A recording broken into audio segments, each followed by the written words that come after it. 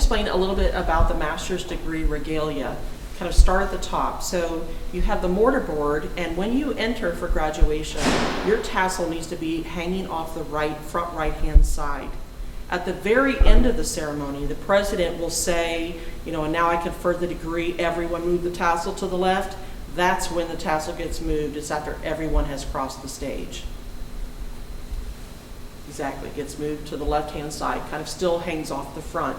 You'll notice that the master's regalia, the sleeve looks a little bit different than the undergraduate. So that this is intended to be long, and it's to designate that the person is getting the master's degree. There's another piece that is different between the undergraduate and the graduate, and that's what we call the hood.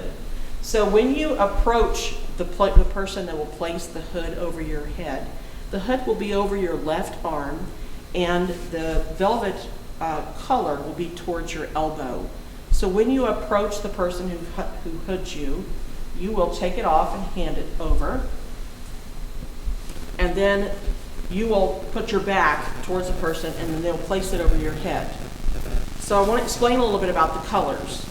And you'll notice that he came up here with the collar towards his elbow. So you'll hand this off to the person who will do the hooding. I want to explain a little bit about the colors. The inside of everyone's hood at Tusculum is the same. It's marked with the orange and the black for your alma mater.